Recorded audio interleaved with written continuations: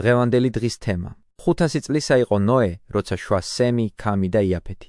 როდესაც ადამიანებმა გამრავლება იწყეს მიწაზე და ასულები შეეძინათ. სურს დღეს გუშინდელი ტრაპეზის ნარჩენების შემოგთავაზოთ, მაგრამ საყვარელო, დაღონდები იმის გამო მონარჩენს ვისმენო. რა საკვირველია, გრძნობადი საკვები, 1-2 დღის მერე ხშირად წახდება და საჭმელად უსიამო და გამოუსადეგარია, მაგრამ სულიერი საკვების მიღების დროს ამიშიში არ უნდა გქონდეს.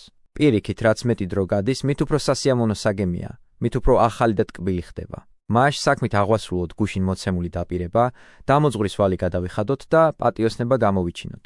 ეს სარგებელს აძლევს არა მხოლოდ მიმღებს, როგორც ეს ჩვეულებრივი ვალის დაბრუნებისას ხდება ხოლმე, არამედ მეც, ვინც ვალს ვიხდი.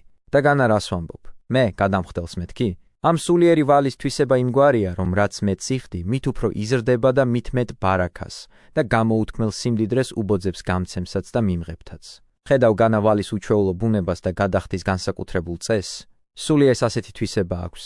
რაც უფრო უხვად გასცემ, მით უფრო მრავლდება და რაც უფრო მეც გადაეცემა, მით უფრო მატულობს, ისე რომ არც გამცემს აკლდება რამე, პირიქით, უმრავლდება კიდევაც ქონება და მიმღებიც უფრო მდიდარი ხდება. და თუ კი სულიერ საგანთა თვისება ამგვარია, მაშ მთელი გულმოდგინებით ვეშუროთ გადახდას, თქვენ კი გაიმზადეთ სასმენელი მის მისაღებად, რათა ყველა თქვენგანმა მიიღოს ჩვენი სიტყვები სულის წიაღში და მით დაბრუნდეს შინ. განხილვის საგანი ჩვენთვის კვლავ მართალი ნოე იქნება, რათა შეიტყოთ მისი უდიდესი სათნოების შესახებ და გაიაზროთ ღმერთის გამოუთქმელი კაცთმოყვარება და მოთმინება, რაც ყველანაირ ახსნას აღემატება. გუშინ შეიტყვეთ, რომ ეს მართალი კაცი მას მერე, რაც მამისგან სახელი დაერქვა, თავისი დაბადების ჟამიდანვე ყველა მაშინდელი ადამიანისთვის უბედურების მაუწყებელი იყო.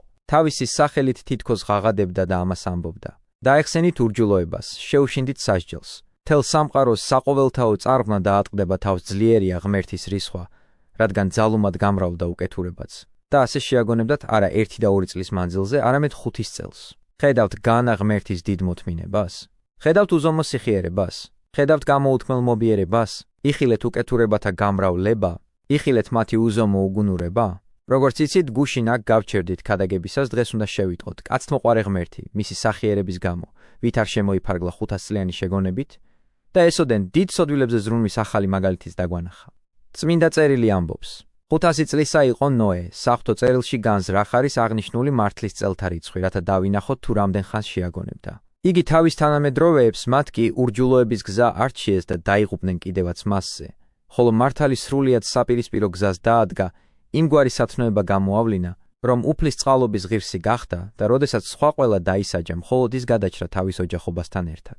აქედან შევიტყობთ, რომ თუ ფხიზლად ვართ და უზრუნველობას არ მივეცემით, აუ ადამიანთა შორის ცხოვრება არათუ არ გვნებს, არამედ უფრო გაგვამტკიცებს კიდევაც სათნოებაში. კაცთმოყვარე ღმერთმა იმისთვის მოაწყო ამგვარად, რომ ბოროტი და კეთილი ადამიანები ერთად ცხოვრობდნენ, რათა ამით ბოროტთა უკეთურებაც შესუსტებულიყო, კეთილთა სათნოებებიც უფრო ბრწყინვალედ წარმოჩენილიყო, უდიერებს კი მოშურნეებთან ურთიერთობით, თუ კი ისურვებდნენ, უდიდესი სარგებელი მიეღოთ. წარმოიდგინე, რა რიგერთგულებდა სათნოებას ეს მართალი კაცი, როდესაც ამდენ ადამიანს შორის დაუოკებლად რო ისწრაფოდნენ უკეთურებისკენ. ის მარტოდ მიდიოდა საწინააღმდეგო გზით, სათნოება ერჩია ურჯულოებას და ბოროტი ადამიანების არც ერთ სულოვნებამ, არც მათმა რიცხობრიობამ არ გადააყენა კეთილის გზიდან. არამედ უკვე წინ და წინ აღასრულა ის, რაც შემდგომ ნეტარმა მოსემ თქვა. უმრავლესობას აჰყვები ბოროტ საქმეში. და ყველაზე უფრო გასაოცარი და უჩვეულო რა არის? მაშინ, როდესაც მრავალნი ან უკეთ ყველანი უკეთურებას და ბოროტ საქმეებს მიეცემოდნენ და არავინ აძლევდა სათნოების მაგალითს, ნოემ მხოლოდ თავისი ძალით ისე ძალუმად მიიდრიკა სიკეთისკენ, რომ ამგვარი სიმრავლის წინააღმდეგაც კი წავიდა.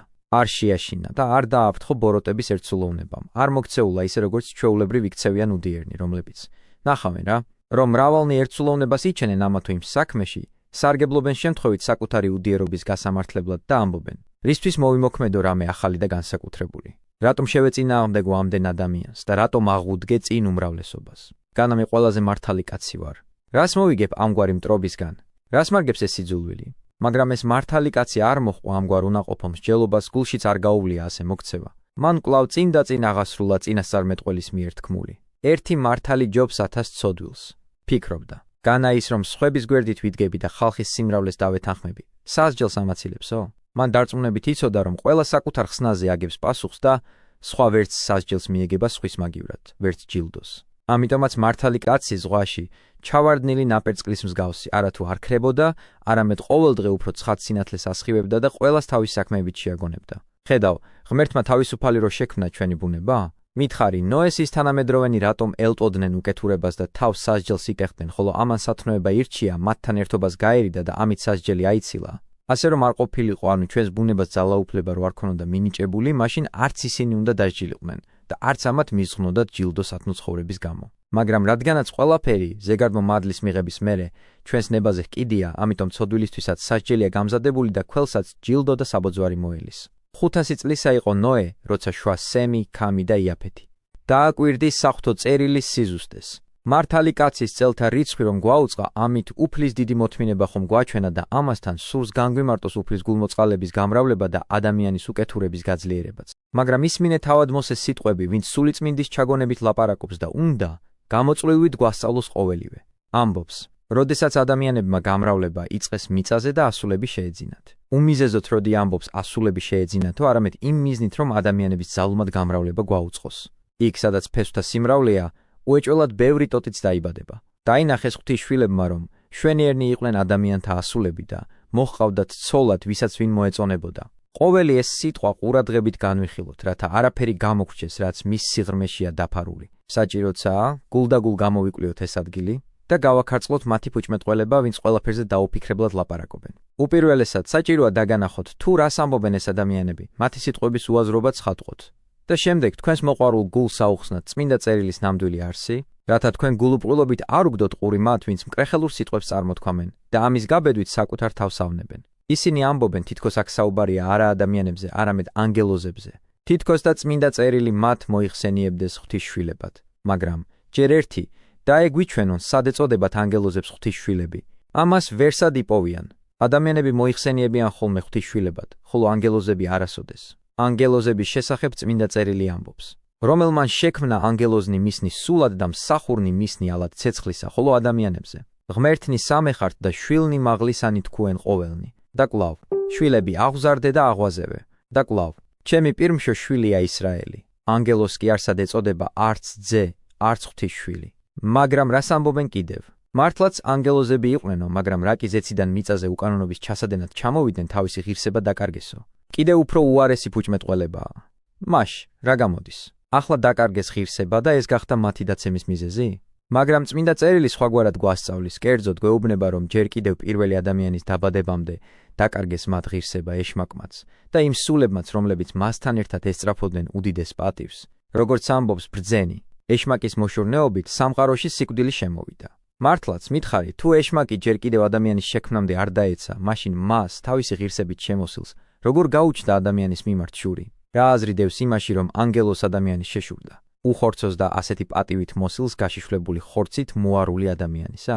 მაგრამ რადგანაც ეშმაკი უმაღლესი დიდებიდან უკიდურეს უპატიურებაში ჩავარდა უხორცო, ხოლო ამ დროს ხედავდა, რომ ადამიანი შექმნილია და სხეულით მოსილი, შემოქმედის კაცმოყვარების გამო ამგვარ პატივსაა მიმთხვეული, ამიტომაც შურით აივსო და გველის მეშვეობით ნათქვამით ყუილით ადამიანს სიკვდილის სასჯელი მოუვლინა. ასეთია ბოროტების ბუნება. არ შეუძლია გულგრილად გადაიტანოს სხვების ბედნიერება. ყველასთვის ცხადია, რომ ეშმაკი და მთელი მისი მხედრობა დასაბამითგანვე მოაკლდნენ ციურ დიდებას და უპატიურნი შეიქნენ. მეორეს მხრივ, განაუგუნურება არაა ვთქვათ, თითქოს და ანგელოზები დაეცნენ დედაკაცებთან თანაცხოვრებით და უხორცო არსი ხორცთან შეყოფით დამდაბლდა. განაარგსმენია, რას ამბობს ქრისტე ანგელოზების ბუნებაზე. აღდგომასა მას არცა იქორწინებოდიან, არცა განქორწინებდნენ, არამედ ვითარცა ანგელოზნი ღმრთისანი იყვნენ ცათაშინა. ამ უხორცო ბუნებასთან შეუთავსებელია ხორციელი ლტოლვის ქონა. ამას გარდა იმაზეც უნდა დავფიქრდეთ, რომ ამგვარ მოსაზრებას დათანხმება უდიდესი სისულელე იქნებოდა. თუკი წმინდანებს, წმინდა სულით შემოსილ წმინდა კაცებს არ შეეძლოთ ანგელოზთა თუნდაც მოვლინების გადატანა, თუკი თავად კაცმა გულის სათქმელთა, ვინც იხილა ანგელოზის სიახლოვე არა თავად არსი, რადგანაც ვით შეიძლება იხილო უხორცო არსება, არამედ მხოლოდ მის მიერ მიღებული სახება ძალა დაკარგა და ლამის სიცოცხლესაც გამოეთხოვა. თუკი ესოდენ დიდი და მაღალი კაცი ლამის უსულოდ დაეცა მიწას, მაშინ რომელი განუსჯელი კაცი დაეთანხმება ამ კრეხელურ და უკიდურესად უგუნურ მოსაზრებას? თითქოს და უხორცო და სულიერი არსი ხორცს შეეყოფოდა? მაგრამ იმისათვის, რომ არ გეჩვენოთ, თითქოს და ბევრს ვლაპარაკობთ ამის შესახებ და ფუჭად ვკარგავთ დროს, ამის გამო თავად საქმით დაუმტკიცებთ თქვენს სიყვარულს ამგვარი მოვლენის შეუძლებლობას და შემოთავაზებული სიტყვების ჭეშმარიტ მნიშვნელობას გაგიმხელთ. ამისთვის კვლავ წავიკითხავთ საღვთო წერილში ნათქვამს. დაინახეს ღვთისშვილებმა, რომ შვენიერნი იყვნენ ადამიანთა ასულები და მოჰყავდათ ცოლად, ვისაც ვინ მოეწონებოდა. ჩვენ უკვე ადრეც გითხარით, რომ წმინდა წერილს ჩვევათ აქვს ადამიანები ღვთისშვილებად მოიხსენიოს, რადგანაც ისინი სითისა და მისი ძის, ენოსაც წოდებული შთამომავლები იყვნენ. ამიტომ მის მომდევნო ჩამომავლებსაც საღვთო წერილში ღვთისშვილები ეწოდებოდათ, რადგანაც ისინი წინაპართა სათნო ცხოვრებას განაგრძობდნენ. დაინახეს ღვთისშვილებმა, რომ მშვენიერნი იყვნენ ადამიანთა ასულები.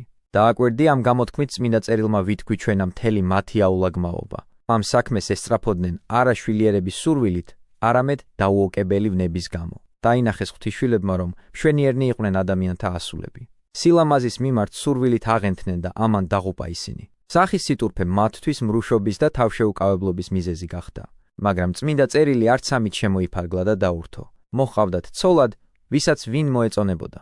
ესეც მათ უდიდეს თავშეუკავებლობას მიგვითითებს, ანუ ისინი დამარცხებული იყვნენ სიტურფის მიერ და არ სურდათ მოეთოკათ უწესულ ტოლვა, არამედ დიაცთა შესახედაობით გატაცებულები უწმინდურებაში ჩაეფლნენ და ამ უკანონობის ჩადენით თავის ზეციური განგებულების უღირსი გაიხადეს. და იმისათვის, რათა ვიცოდეთ, რომ ეს ჩაიდინეს არა ქორწინების კანონით და არა შვილიერებისთვის, წმინდა წერილი გვეუბნება. დაინახეს, რომ მშვენიერნი იყვნენ ადამიანთა ასულები და მოჰყავდათ ცოლად, ვისაც ვინ მოეწონებოდა. რა გამოდის? ნუ თუ ვინმე ბრალს დასდებს თვალს იმის გამო, რასაც ხედავს? არაფერიც. თვალი კი არ ყოფილა ამ ადამიანების დაღუპვის მიზეზი, არამედ მათი დაუდევარი ნება და დაუოკებელი ჟინი. თვალი სწორედ იმისთვისაა შექმნილი, რომ ჩვენ, როდესაც მისი მეშვეობით ღმერთის ქმნილებას ვხედავთ, მისი შემოქმედი ვადიდოთ. ანუ თვალის საქმე ჭვრეტა და დანახვაა, ხოლო ის კეთილს გამოარჩევ თუ ბოროტს, მის წარმართულ გონებაზე ჰკიდია.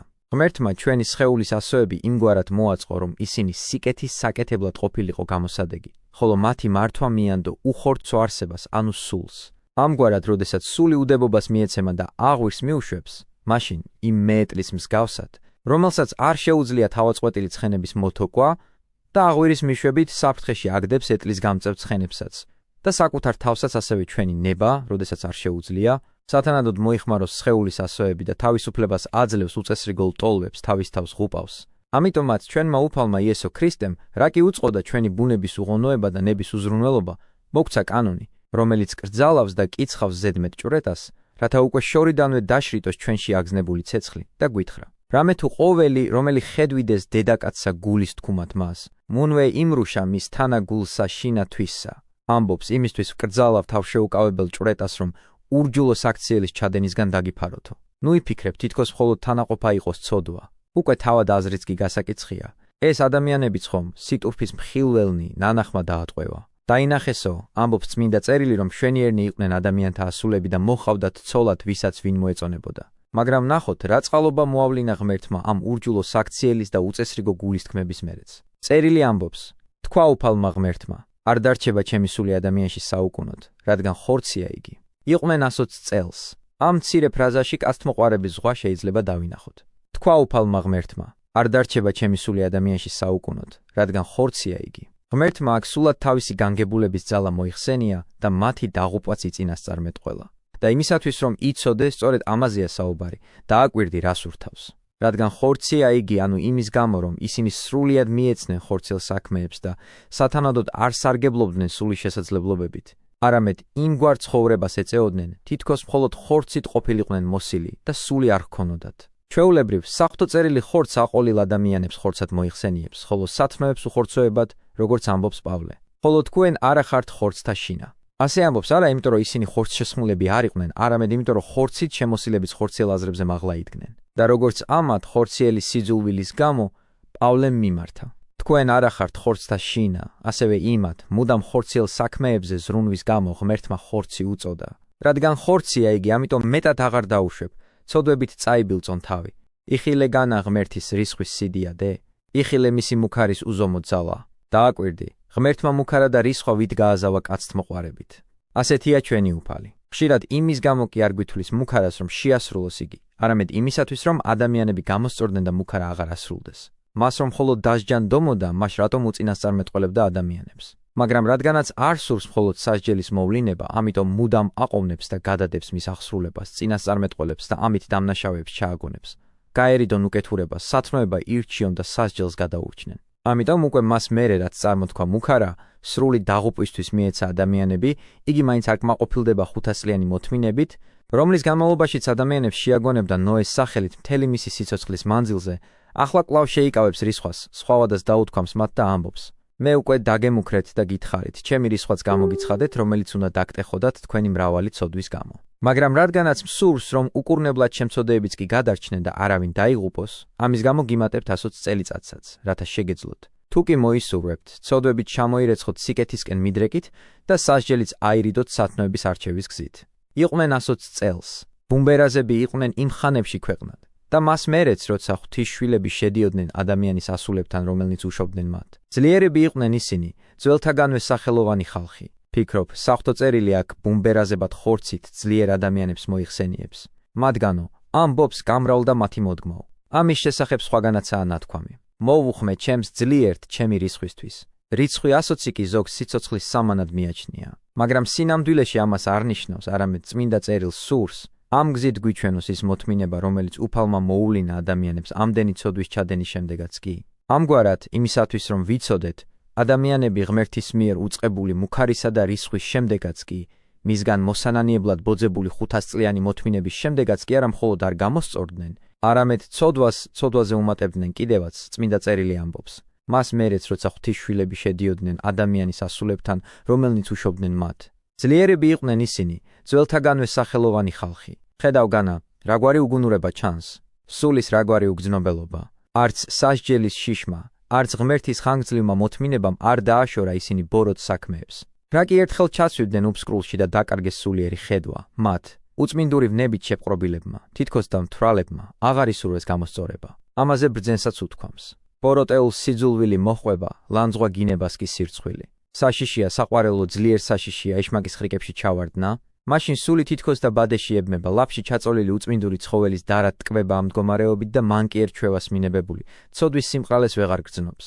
ამიტომაც უნდა ვიმღვიძაროთ და ვიფხიზლოთ, რათა მაცდური დემონი თავიდანვე არ მივიკაროთ, რათა მან მას მერე, რაც გონებას დაგვიბინდავს და სულიერ თვალს დაგვიბრმავებს, არ გვაიძულოს ჩვენ. სიმართლის მზის სინათლეს მოკლებულები ვით უჩინონი, ისე გადავცვივდეთ უბსკრულში, როგორც ეს ამ ადამიანებს დაემართათ. კვლავ ისმინეს სახიერი ღმერთის მოთმინებაზე. წერილი ამბობს, დაინახა უფალმა ღმერთმა, რომ იმატა ადამიანთა უკეთურებამ ამ ქვეყნად. რას ნიშნავს სიტყვები? დაინახა? იმას კი არა, თითქოს და ღმერთმა მანამდე არ იცოდა. არა, საღვთო წერილი ყოველივეს ჩვენი უძლურებისთვის მისადაგებით მოგვითხრობს. იმისათვის რომ შეგვაგონოს, ეს ადამიანები ღმერთის ესოდენ, დიდი მოთმინების შემდეგაც იმავე ცოდვებში რჩებოდნენ, ან კვლავ და კვლავ კიდევ უფრო დიდ ცოდვას ჩადიოდნენ, გვეუბნება. დაინახა, რომ იმატა ადამიანთა უკეთურებამ ამ ქვეყნად. ამ ბოროტი საქმისგან როგორც წყაროდან, სხვა ბევრი ცოდვა წარმოიშობოდა. ამიტომაც ითქმის, ადამიანთა უკეთურებამ, სადაც მრუშობა, თავშეუკავებლობა და უწმინდური ცხოვრებაა, იქ ბუნებრივად იბადება ლოთობაც, უკეთურებაც, უდიდესი უსამართლობებიც, ბოროტმოქმედებები და მრავალი სიავე, ნათქვამია. დაინახა უფალმა ღმერთმა, რომ იმატა ადამიანთა უკეთურებამ ამ ქვეყნად და მუდამჟამს ყოველი მათგანი გულში ბოროტს განიზრახავდა. დააკვირდი, როგორ მიგვანიშნებს ყოველი სიტყვა მრავალ ცოდვაზე. ჯერ ზოგადად ითქვა, რომ იმატა ადამიანთა უკეთურებამ ამ ქვეყნად, შემდეგ კი წმინდა წერილი დაურთავს. ყველა მათგანის, მრავლის მთქმელია ეს სიტყვა. არა მხოლოდ ჭაბუკის ცოდავს, არამედ მხცოვანიც ასე იქცევა. არა მხოლოდ მამაკაცი, არამედ დედაკაციც. არა მხოლოდ მონა, არამედ თავისუფალი ადამიანიც, არა მხოლოდ მდიდარი, არამედ ღარიბიც. და სიტყვაც განიზრახავდა აგრეთვე მრავალმნიშვნელოვანია. ანუ ამას ჩადიოდნენ არა ანაზდათ, არამედ გულში განიზრახავდნენ, ფიქრობდნენ ამაზე, მუდამჟამს ეწრაფოდნენ და საგანგებოდ ზრუნავდნენ ცოდვის აღსრულებაზე. ერთხელ ან ორჯერ კი არა, უბრალოდ და შემთხვევით კი არ გაიტაცებთ ცოდა და შემდეგ კი არ მიატოვებენ უკეთურებას, არამედ გულდაგულ ირჯებიან ბოროტის ჩასადენად. ანუ ცოდვა აღესრულება დიდი გულმოდგინებით, არა სხვათა შორის, არა დაუდევრად და არა მცირე დროით, არამედ მუდამჟამს, მთელი ცხოვრების მანძილზე. ხედავ განაუკეთურების მატებას? ხედავ, როგორ გაიხადეს საქმეთ ყველანაირი ბოროტების ჩადენა და ყველა ასაკის ადამიანი როგორ ესწრაფოდა მან კი ერქცევას. ყველაო, გვეუბნება წმინდა წერილი. არ არსებობდა უმწიფარი და ბოროტთან უზიარებელი ასაკი, ყველა დაუყოვნებლივ და თავიდანვე ერთმანეთს ეჯიბრებოდა ამ ბოროტ გმირობაში, ცდილობდნენ ერთმანეთი დაეჯაბნათ უკანონობის ჩადენაში.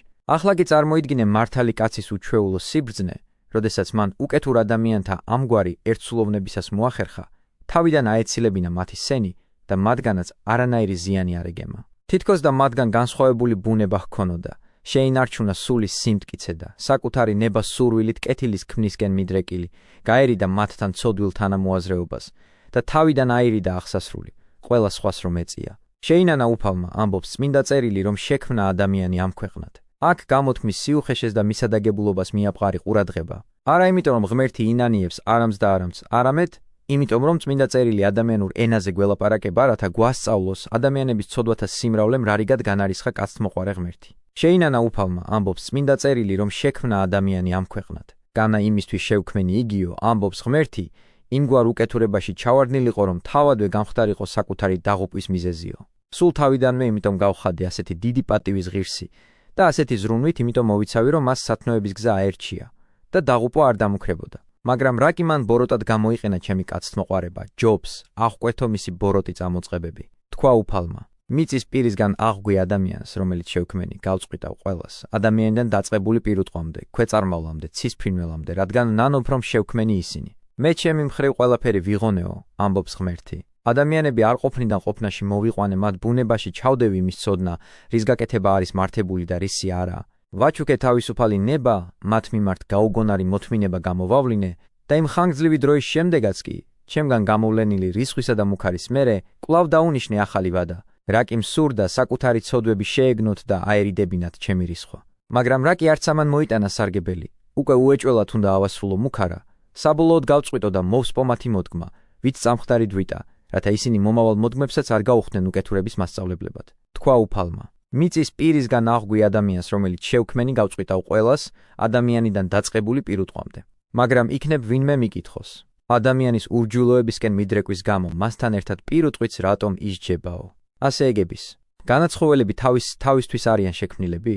ისინი ადამიანისთვის შეიქმნენ. ამიტომ, როდესაც ის იზლიტება, რაღაცთვის არიან საჭირო პირუტყვები.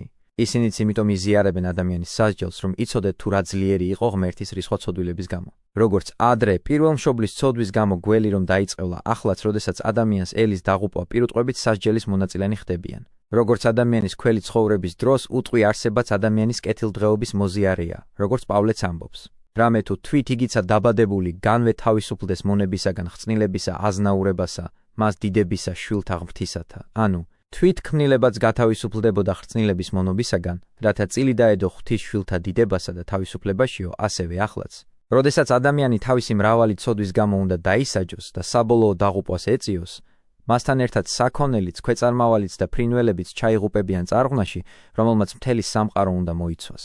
და, როგორც სახლში, როდესაც მთავარი მსახური ბატონს განარისხებს, ჩვეულებრივ სხვა მსახურებიც იზიარებენ მის უბედურებას, ასევე აქაც. როდესაც ადამიანები იღუპებიან, აუცილებლად ყველა მისი ქვეშევრდომი და მის სახლში მცხოვრები იმავე სასჯელს მიეგება. რადგან ნანობ რომ შევქმენი ისინიო, ამბობს წმინდა წერილი. რამდენი ლმობიერება ამ სიტყვებში. განამ სურდა მათი ასე დასჯაო, გვეუბნება უფალი. მათ საკუთარი ურჯულოებით თავადვე განმარისხეს ასე ძლიერადო. მაგრამ იმისათვის რომ არ იფიქრო, თითქოს და ადამიანთა მოდგმა სავსებით ნადგურდება და ჩვენი არსი ძირფესვიანად ამოიძირკვება. არამედ პირიქით. იცოდეთ, თუ რა დიდი ბოროტებაა ცოდვა და რამხელა სიკეთეა სათნოება და რომ ერთი მართალი ჯობს 1000 ცოდვილს, ამისთვის წმინდა წერილი გვეუბნება. მხოლოდ ნოემ მოიპოვა მადლი უფლის თვალში. თუმც უამრავი ადამიანი ასეთ უდიდეს უკეთურებას მიეცა, ამ მართალმა კაცმა შეინარჩუნა სათნოების ნაპერწკალი. ამასთან, ამ ხალხსაც მთელი იმ დროის განმავლობაში უქადაგებდა და შეაგონებდა, განდგომოდნენ ურჯულოებას და თავადაც თავი შეინახა, არ გაისვარა მათი სიბილწით. და რამდენადაც ისინი თავიანთი ბოროტის საქმეებით კაცთმოყვარე ღმერთს განარისხებდნენ, ამან სათნოების შეყვარებით მოიპოვა მადლი უფლის თვალში. ღმერთისთვის უცხოა მიკერძოება. თუ კი ამ სიმრავლეში იპოვის ერთს, ვინც სათნო ეყოფა, უყურადღებოდ კი არ მიატოვებს, არამედ თავისი მფარველობის ღირს გახდის და მით უფრო მეტად ზრუნავს მასზე, რაც უფრო მოშურნეა თავად ადამიანი, რაც უფრო მტკიცედ დგას სათნოების გზაზე, თუნდაც რომ მრავალი გარშემომყოფი დაღუპვისკენ ეზიდებოდეს. რა კი ეს ვიცით, გულში ჩავიდოთ მხოლოდ ის, რაც ღმერთს ეთნევა და რასაც შეუძლია მისი კეთილგანწყობა მოგვიტანოს.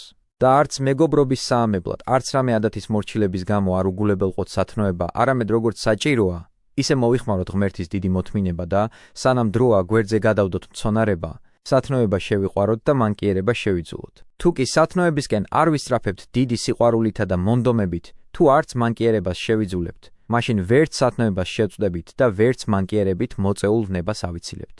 ხოლო იმის დასტურად, რომ სათნოება იმსახურებს, გსურდეს იგი და მის და მის სიყვარულით ვიყოთ გამსჭაულები, ისმინე რას ამბობს წინასწარმეტყველი. განკითხვანი უფლისანი ჭეშმარიტებით არიან და განმართლებულ მისთანა.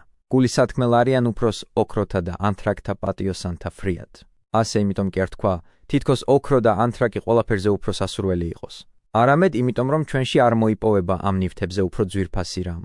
ამიტომაც დაურთო და უტკბილეს უფროს თაფლისა და გოლეულისა. აქაც იმის გამო მოიხმო ამგვარი შედარება, რომ თაფლზე უტკბესი საკვები ვერ იპოვა. ისინი კი, ვინც სიმდიდრის შეგროვების გადარეულ ვნებასა და სიყვარულს შეუპყრია, მთელ თავის ძალებს ამაზე ხარჯავენ და ვერასოდეს ძღებიან, იმიტომ რომ ვერცხლის მოყვარება გაუძღომელ ლოთობას ჩამოჰგავს. და როგორც ლოთები, რაც მეტ ღვინოს ისხამენ, მით მეტად წყურიათ, ასევე ეს ვერცხლის მოყვარენი ვერასოდეს იმორჩილებენ ამ დაუოკებელს, არამედ რაც მეტად ხედავენ საკუთარი ქონების მატებას, მით უფრო ედებათ ანგარების ცეცხლი და არ ეშვებიან ამ უკეთურ ვნებას, სანამ ბოროტების უფსკრულში არ ჩაიჩეხებიან. და თუ ეს ადამიანები ამგვარი ძალისხმევით გამოავლენენ ამ დამღუპელ ვნებას, მაშ მით უფრო მუდამ უნდა გვახსოვდეს უფლის განკითხვა, რომელიც უმაღლესია ოქროთა და ანთრაკთა პატიოსანთა ფრიად და არაფერი ვამჯობინოთ სათნოებას. ეს დამღუპველი ვნებები კი სულიდან ამოვიძირკოთ და ვიცოდეთ, რომ დროებითი სიამოვნება როგორც წესი, განუწყვეტელ მწუხარებას და დაუსრულებელ ტანჯვას შობს. ნუ მოვიტყუებთ თავს და ნუ ჩავთვლით, თითქოს და ამ ქვეყნიური ცხოვრებით სრულდებოდეს ჩვენი არსებობა. მართალია ადამიანების უმრავლესობა ამას სიტყვიერად არ გამოხატავს და პირიქით ამბობენ, რომ სწამთ სწავლება აღდგომასა და სამერმისო საზღაურზე. მაგრამ მე ყურადღებას ვაქცევ არა სიტყვებს, არამედ იმას, რაც ყოველდღე კეთდება. თუ კი მართლაც მოელი აღდგომასა და ზღვევას, მაშ ასე რაც ზრუნავ ამ ქვეყნიურ დიდებაზე. მითხარი, რისთვის იტანჯები დღეცისმარე, რად მოიხვეჭ ქვიშაზე მეტ ფულს, რად ყიდულობს სოფლებს, სახლებს, აბანოებს, რად არის, რომ ხშირად ამას ძარცვისა და ბოროტქმედების გზითაც კი შეიძენ და საკუთარ თავზე აღასრულებ წინასწარმეტყველურ სიტყვას. ვაი, რომელნი შეაყოფენ სახლსა სახლისა მიმართ და აგარაკსა აგარაკისა მიმართ შეაახლებენ, რაითა მოყვასსა მორამე ხუეჭონ, ნუ მარტონი დაემკვიდრნეთა ქვეყანასა ზედაანუ. ვაი თქვენ, სახლების სახლებზე მიმდგმელნო და ყანების ყანებზე მიმჯრელნო, სხვებისთვის ადგილს რომ არ ტოვებთ, თითქოს და მარტო თქვენ სახლობდეთ დედამიწაზეო? განა ამას არ ვხედავთ ყოველდღიურად? ერთი იტყვის, ამისა და ამის სახლის სინათლეს მიჩრდილავსო და 1000 საბაბს იგონებს, რომ პატრონს წაგლიჯოს იგი. სხვა ღარიბს ყანას წაართმევს და თავისას მიუერთებს. და, რაც განსაკუთრებით თვალშისაცემი, უჩვეულო, გასაოცარი და უპატიებელია. მავანი თავად ერთ ადგილას სახლობს, ხშირად არც კი შეუძლია რომც მოისურვოს სხვა ადგილზე გადავიდეს ან ხორციელი უძლურების გამო, ან სხვა რა მიზეზით, მაგრამ იმავდროულად სურს, ყველა ქალაქში ჰქონდეს საკუთარი ბოროტმოქმედების ძეგლები, ყველგან ამართოს საკუთარი უკეთურების სვეტები. თავს იდებს ცოდვებს, რომლითაც ეს ყველაფერი მოიხვეჭა, თან მიათრევს ამ მძიმე და ძნელად სატარებელ ტვირთს და ვერ კი გრძნობს. ხოლო მის მიერ შეგროვილი სიმდიდრით სხვებით კბებიან და არა მხოლოდ მისი ამ ქვეყნიდან გასვლის შემდეგ, არამედ ხშირად პატრონის სიცოცხლეშივე. რომც არ დაკარგოს მოხვეჭილი სიმდიდრე, მაინც იფლანგება და ასე ვთქვათ, ნაწილებად იგლიჯება მისი შინაურების მიერ, თავად კი საკუთარი საუნჯის მცირე წილითაც ვერ ტკბება. ან და რას ვამბობ, ვერ ტკბება მეთქი. რომც მოისურვოს, როგორ შეძლებს, მთლიანად მოიხმაროს ამხელა სიმდიდრე, როცა ერთადერთი სტომაქი გააჩნია. ყველა ბოროტების მიზეზი გახლავთ ამპარტავნება და სურვილი. ჩვენი სახელი დავარქვათ ყანებს, აბანოებს, სახლებს. რა სარგებელი გაქვს აქედან ადამიანო, თუ ცოტა ხნის მერე ავადობა დაგრევს ხელს, სული ანაზდად გაგეყრება და უპოვარს და შიშველს დაგტოვებს, ან უпроსწორად სათნოებას მოკლებული და ტყუილით, მტაცებლობით, ბოროტქმედებით, ოხრაკვნესითა და ობლების ცრემლებით, ხრიკებითა და ცბიერებით შემოსილი დარჩები? როგორ მოახერხებ შენ ამდენი ცოდვებით დატვირთული იმ ვიწრო კარში გავლას, რომელიც ვერ იტევს ესოდენ დიდ ტვირთს? მაშინ დარჩები სასუფეველის გარეთ და ამ ტვირთის ქვეშ მოდრეკილი ამაოდ შეინანებ, როდესაც უკვე თვალწინ წარმოგიდგება შენთვის გამზადებული სასჯელი, ის საზარელი და დაუშრეტელი ცეცხლი და უკვდავი მატლი. მაგრამ თუ ჩვენ ოდნავ მაინც ვზრუნავთ საკუთარ ხსნაზე, მაშინ სანამ ჯერ კიდევ დროა, გავშორდეთ ცოდვას, შეუდგეთ სათნოების გზას, განვაგდოთ ამაოება. იმიტომაც ქვია ამაო, რომ ცარიელია და მასში არაფერია მტკიცე და მარადიული. ეს მხოლოდ თვალის საცდურია და მანამდეც კი ქრება, ვიდრე გამოჩნდებოდეს. ხომ ხედავთ, რა ხშირად ხდება, რომ იგი, ვისაც დღეს ლიქტორები უძღვიან წინ, ვინც შუბოსნებით გარემოცული დადის, ხვალ დილეგში აღმოჩნდება დამნაშავეებთან ერთად? განა რა არის ამ ფუჭდამაო, დიდებაზე უფრო მატყუარა. ამ ცხოვრებაში, რომც არ დაატყდეს თავს ამგვარი ცვლილება, სიკვდილი ხომ მაინც ნამდვილად ეწევა და ბოლოს მოუღებს მის კეთილდღეობას. და ის, ვინც დღეს მედიდურად დაიარებოდა მოედნებზე, ვინც ხვებს საპყრობილეში ათავსებდა, ამაღლებულ ადგილზე იჯდა, ქედმაღლურად ირჯებოდა და ყველა ადამიანს ზემოდან უცქერდა, ხვალ ნახავთ, თუ იწევს მკვდარი, უსულო, ამყრალებული, 1000 საყვედურით მოცული, როგორც მისგან გამწარებულების, ასევე უცხო ხალხისგან. რა შეიძლება იყოს ამგვარ ადამიანზე უფრო საწყალობელი? და ყველაფერს რაც კი ქონდა მოხვეჭილი, ხშირად მისი მტრები და ავის მსურველნი იყოფენ, ხოლო ცოდვები მომხვეჭელობის გამო რომ დაუგროვებია, თან მიაქვს და მათ გამო ერთობ მკაცრად მოეთხოვება. ამიტომ გევედრებით, ამ ფუჭ დიდებას გარიდებულებმა ჭეშმარიტი და საუკუნო დიდება შევიყვაროთ. დაე, ნუ გვაცდუნოს ნურც სიმდიდრის წყურვილმა, ნურც დაგწვას ავხორცობის ცეცხლმა, ნურც შურმა და სიძულვილმა გამოგვფიტოს, ნურც მრისხანებამ აგვანთოს, არამედ სულის ცვარით დავშრიტოთ ყოველი ეს ავი და დამღუპველი ვნება. შევიძულოთ აწმყო, მომავალი მოვისურვოთ, დავფიქრდეთ სამსჯავროს დღეზე და უდიდესი გულმოდგინება გამოვიჩინოთ. იმისთვის არ მოვსულვართ ამ ქვეყნად, რომ მხოლოდ სმა ჭამას მოვახმაროთ ჩვენი ცხოვრება. სიცოცხლე კი არ შექმნილა ჭამისა და სმისთვის, არამედ ჭამა სმა არის სიცოცხლის შესანარჩუნებლად. მაშ ნუ გავყვნით ამ წესს, ნუ გავალაღებთ სტომაქს და ნუ მივეცემით ხორცელ სიამებს, თითქოს და ამისთვის ვიყოთ შექმნილნი. არამედ ვიფიქროთ ამ სიამით მოწეულ ნებაზე და დავთგუნოთ ხორცის მოძრაობანი, ნუ გავზარმაცდებით და ნუ დაუშვებთ. ხორცმა იზეიმოს სულზე. თუკი პავლე ესოდენ დიდებული და მაღალი კაცი, რომელმაც თითქოს და ფთაშესხმულმა მოიარა მთელი სამყარო, ხორცელ საჭიროებებზე ამაღლდა და ღირსი შეიქნა, ესმინა გამოუთქმელი სიტყვები, რომლებიც იქამდე სხვას არავის სმენია, ასე ამბობდა თავის ეპისტოლეში. აღვიგრძალავ ხორცთა ჩემთა და დავიმონებ ნუ უკე სხვათა უკადაგებდე და მე გამოუცდელ ვიყო თუკი მას. ამგვარ მადლს მიგებულს, ამდენი დიდებული გმირობის ჩამდენს ჭირდებოდა დაეთრგუნა, დაემონებინა, სულის მეუფებისთვის დაემორჩილებინა და მისი ბატონობისთვის დაექვემდებარებინა ხორცის მძლავრი ამბოხი. მაშ რა გვეთქმის ჩვენ, ვისაც არ გაგვაჩნია არანაირი სიკეთე, ვინც მძიმე ცოდვებით დავტვირთულ ვართ და თანაც უდიდეს უზრუნველობას ვართ მიცემული. განა ამ ომში ზავი არსებობს, განა განსაზღვრულია თავდასხმის დრო. მუდამ უნდა ვიფხიზლოთ და ვღვიძარებდეთ. არასოდეს უნდა დავიგულოთ თავის სამშვიდობოს, რადგანაც არაა მონიშნული დრო, როდის დაგვეცემა მტერი და მოწინააღმდეგე. მაშ მუდამ ვიფიქროთ, მუდამ ვიზრუნოთ ჩვენს ხსნაზე, რათა ამ გზით შევძლოთ დაუმარცხებლები ვიყოთ. დაუსხლტეთ მტრის ხრიკებს და წყალობა მივიღოთ ღმერთისგან. მადლითა და წყალობითა მხოლოდ შობილისა ძისა მისისათა, რომელსა მამისა და სულისა წმინდისა თანაშვენის დიდება, ძალი და პატივი, აც და მარადის და უკუნითი უკუნისამდე. ამინ.